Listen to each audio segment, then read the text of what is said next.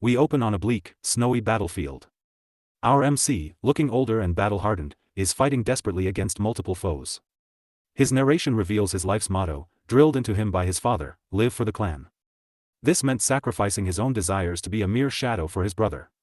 Even as he's struck down, an unseen enemy voice remarks on the priceless sight of him fighting alone.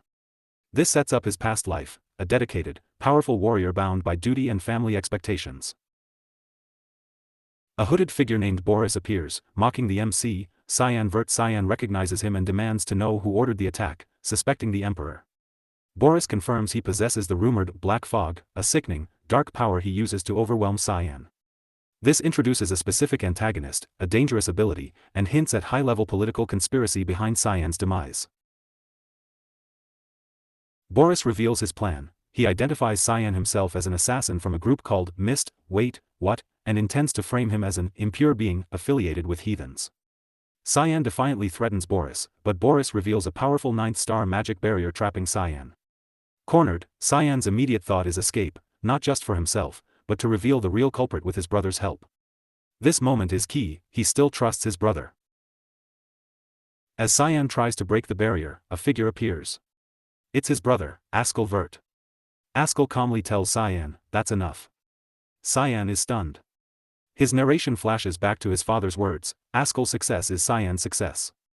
The devastating realization hits him: the brother he dedicated his life to serving is the mastermind behind his death. The betrayal is revealed in the most painful way possible. Cyan demands answers, utterly confused. Askel, approaching coldly, praises Cyan for carrying out his duties well, for the clan, the people, and for Askel himself. He then stabs the trapped Cyan, beginning his twisted justification for this betrayal. He's framing Cyan's entire life of sacrifice as merely a duty performed for his benefit. Askel continues, saying he's just trying to take the burden off Cyan's shoulders. Cyan, bleeding and confused, asks if he did something wrong. Askel scoffs, calling Cyan a murderer, consumed by the ominous fog, that same power Boris used, claiming Cyan isn't even human anymore and has fooled everyone. He demands if Cyan truly doesn't know his sins. Cyan is completely lost, highlighting how he was kept in the dark while Askel plotted, likely using the succession fight within the Empire as context.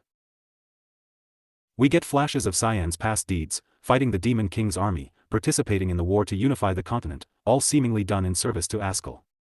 Cyan screams in anguish, "Because serving you was my life. But now, you're abandoning me." This page drives home the sheer scale of Cyan's loyalty and the cruelty of Askel's betrayal. Fueled by 20 years of thankless work and this ultimate betrayal, Cyan erupts in a torrent of dark red energy. He vows to destroy Askel, even if it costs him everything. Askel and Boris are shocked by his remaining power.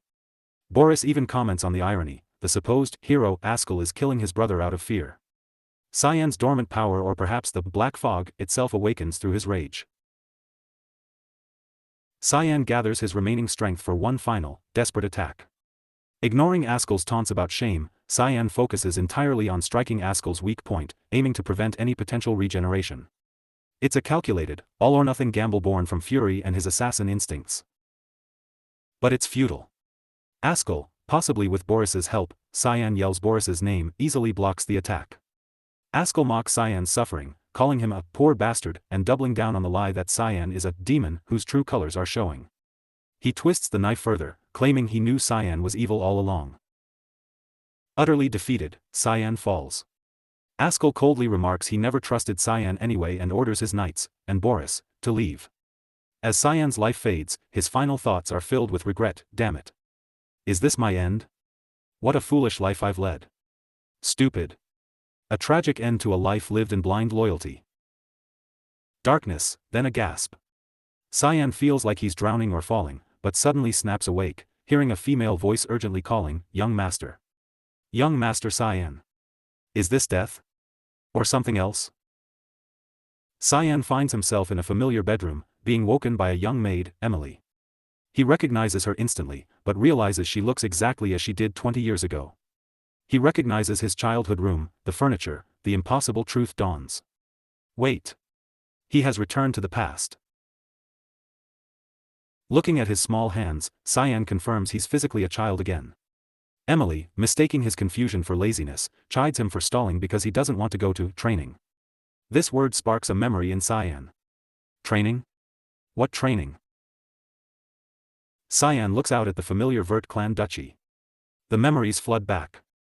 He pinpoints the exact date, Foundation Year 985, March 1st, 27 years in the past, a year before he entered the academy. He remembers exactly what training Emily meant, the annual duchy duel training session. He recalls the context of this duel. His powerful father, Duke Vert, attends, making it a significant event. His opponent is Krantz Vert, his half-brother of the same age, son of the official duchess, Margaret. Cyan remembers being the overlooked, bastardized son. In his original timeline, this duel led to public humiliation, Krantz mocking him, and his father completely ignoring him afterward. His father's past words echo, "Do not try anything." This duel was a turning point for the worse. Now, preparing for that same duel, Cyan feels the weight of the child-sized rapier. Even his maid Emily suggests he just surrender, showing the disrespect he endured. He feels the physical reality of his regression. Then, Krantz appears, arrogant as ever, mocking Cyan for showing up. But this time, Cyan isn't the same scared kid. He thinks, then maybe I can change the future. The duel begins. Krantz charges recklessly, shouting insults. But Cyan, armed with decades of combat experience, effortlessly dodges. Krantz is stunned. Cyan calmly trips him. The tables have turned instantly. Cyan's skill far surpasses his childhood self and his opponent. Krantz gets up and attacks again, calling Cyan a coward for dodging. Cyan easily evades and lands a decisive blow, sending Krantz crashing to the ground, utterly defeated. Cyan stands over him, sword ready. He could end the duel right here with a simple show of dominance. But Cyan decides a simple win isn't enough. He remembers years of bullying from Krantz that started after this duel in his original life. To prevent that history from repeating, he needs to make a statement. He ruthlessly stomps on Krantz, likely his hand or arm, eliciting a scream. Cyan's eyes are cold and determined. He declares internally, in this life, I will now pave a path on my own, for myself. This isn't just regression, it's the start of his revenge and reshaping his destiny. The duel concludes with Krantz's decisive loss. Surprisingly, Cyan is summoned by the Duke himself, escorted by a high-ranking knight, Yulkin. Cyan wonders if his victory was that impressive. He spots the Duchess Margaret looking furious after talking with the Duke.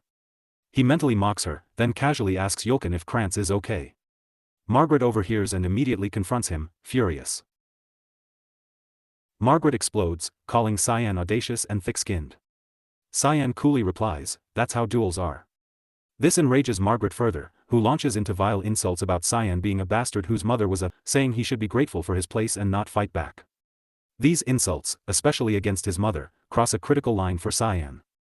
His eyes flare red, and a dangerous thought surfaces, should I kill her? The assassin from his past life is awakening. We pick up right where we left off. Cyan considers killing Margaret, but pulls back.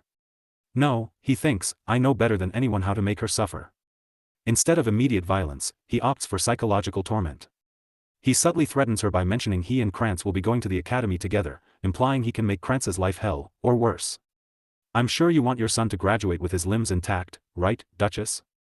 The threat is veiled but clear, and Margaret explodes in rage, calling him a vulgar piece of shit, completely losing her composure. Cyan's already showing his calculated, darker side. Cyan offers a mock apology as the knight, Yulkin, intervenes. Yulkin states the Duke is waiting and they can't delay. Margaret is left fuming, but powerless against the Duke's direct order and the knight enforcing it. Cyan notes how useful it is to have a knight loyal only to the Duke's absolute command. He walks away coolly, having won the exchange without laying a finger on her. Cyan enters his father's imposing office. We meet Duke Willius Vert, a figure radiating authority. Cyan greets him formally, noting internally it's been about 15 years since they last met one-on-one, highlighting their distant relationship. The narration establishes the Duke's legendary status, the guardian of the continent, a hero who fought demons and protected the land, shouldering immense responsibility. While the world sees a hero, Cyan internally reflects on his father as a stupid man for dedicating his life entirely to others. The Duke breaks the silence, revealing he watched the duel closely. He wasn't just impressed by the win, but by how Cyan dodged Kranz's sword, precisely following its path. He asks directly, "When did you learn how to wield a sword?" The Duke isn't easily fooled, he's noticed Cyan's unnaturally advanced skills. Cyan gives a half-truth, claiming he practiced alone at night to avoid attention. The Duke presses further, Cyan never showed interest before, so why hide such excellent skills? And why go so far as to humiliate Kranz after winning? Cyan realizes his father is testing him, trying to understand his capabilities and intentions. Choosing his words carefully, Cyan replies, "I wanted to prove myself." The Duke immediately asks, "Prove what?" Cyan clarifies, "That I'm better than Kranz," framing it as simple sibling rivalry. This is the answer the Duke wanted. He laughs, delighted, praising Cyan's level-headedness. But then comes the gut punch: "You'll become a great, reliable support for Askel one day." Cyan is internally stunned and disgusted. Even after seeing Cyan's potential, his father still only views him as a tool for Askel. The Duke's obsession hasn't changed one bit. The Duke, pleased with what he thinks he understands, offers Cyan a reward, anything he wants. Cyan's mind flashes with dark intent, "Then I'll destroy everything that Askel tried to do." Outwardly, he makes his request. We then see a separate panel of Emily, the maid from Chapter 1, freaking out, "You said you want to enter the battlefront? Are you out of your mind?" She panics about the terrifying demonic beasts there. Cyan has asked for the most dangerous assignment possible. We get context. Velias, the Duke's territory, contains Lemia Valley, the continent's only active battlefront against demons for centuries. Cyan recalls his father initially refused but then set a condition: Cyan must prove himself worthy of going within 1 month. Cyan doesn't know the criteria, but his path is clear: use his regressed knowledge and combat sense to train his currently weak body as much as possible in the time limit. As Cyan resolves to start training immediately, sensing the faint magic within him, the door bursts open. Cyan. A determined-looking, blue-haired girl storms in, Alice. She immediately grabs Cyan, shaking him and yelling about hearing his insane request to go to the battlefront. Cyan recognizes her instantly. She's clearly close to him and extremely concerned, or angry. Alice, thinking Cyan's victory over Kranz went to his head, drags him forcefully to the rooftop. "This won't do," she declares, drawing her sword. She issues a challenge: if Cyan can survive her attacks for just 3 minutes, she'll accept his decision. Cyan questions the necessity, but Alice insists he answer one question first, hinting at suspicion. Alice asks the crucial question: "Are you after the family's title?" Cyan flatly denies it. Not believing him, Alice attacks. Cyan, despite feeling exhausted from the day's events, casually parries her downward strike with his light rapier. Alice is visibly shocked. "No way. He blocked that?" She seems stunned that a 10-year-old could block her seemingly serious attack. Alice analyzes the block. It wasn't luck. She realizes Cyan's intuition and skill are far better than she thought. Her expression shifts from anger to a predatory smirk. "You've got better intuition than I thought, huh, my dear Cyan?" Cyan senses the change and thinks, I'm screwed. Alice unleashes a flurry of faster, more serious attacks. Cyan puts effort into blocking another heavy downward strike, HUP. The final panel zooms in on Alice's fierce, determined face as she presses her attack. The spar continues intensely. Cyan manages to block or deflect another blow, but thinks, damn it. That could have been really bad. He reveals he almost killed Alice, having to twist his sword mid-strike. He explains internally that his missed swordsmanship skill, thick fog, is primarily lethal, and controlling it is difficult with his currently weak child body. He's struggling to fight non-lethally. Cyan is breathing heavily, nearly out of mana from reinforcing his sword. Alice, seeing his resilience, decides to escalate drastically. She chants, gathering water and wind elements, preparing a powerful 6-star magic spell, Aqua Blade. Cyan is shocked: is she trying to kill me? Alice's eyes are filled with fierce determination, seemingly forgetting it's just a test. Cyan knows he can't block this head-on, it's strong enough to blast him off the castle roof. Trapped, Cyan puts his faith in a desperate plan. As Alice unleashes the devastating Aqua Blade, Cyan doesn't try to block. Instead, he yells at the top of his lungs, "Please come out. Yulkin." Right at the moment of impact, a voice shouts, "Stop," and a figure intervenes, shattering Alice's attack. It's Yulkin, the knight assigned to protect Cyan. He materialized just in time, admonishing Alice for being too harsh on her younger brother. Alice snaps back to reality, horrified at what she almost did. She rushes to Cyan, crying and apologizing profusely, saying she just lost her head trying to stop him from going to the dangerous battlefield. Cyan, used to her passionate nature, thinks, this is very like her, and the narration confirms the relationship we suspected, my sister. A flashback sequence reveals Alice's brilliant history. She was an elite of the elites at the Royal Academy, dubbed God's Child for her talent and beauty, trained in swordsmanship from a young age, and considered a potential successor alongside Askell. But the narration reveals her tragic fate in Cyan's previous life. She was killed shortly after joining the Knights of Light. Seeing her alive now, Cyan clutches her and thinks, I missed you, Alice. I'll protect you this time. Alice, confused by Yulkin's presence, asks why the Duke's guardian knight is here when the Duke is away at war. Yulkin explains, somewhat vaguely, that he's carrying out the Duke's orders to protect Cyan for a while, admitting it was supposed to be secret.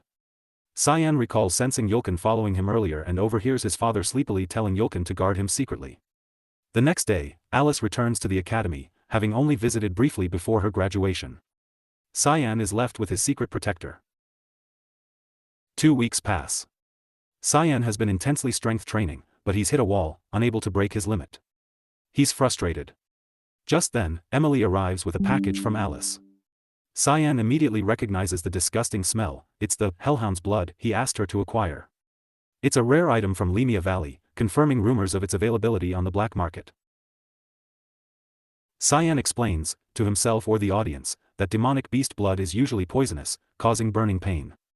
However, hellhound's blood permanently increases mana and strength, a truth he knows from his past life, though most consider it a myth.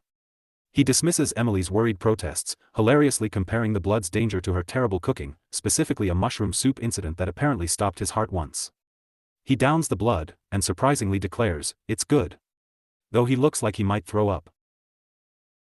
Feeling the effects, Cyan goes for a walk, intentionally timing it for when Yulkin is away making his regular report.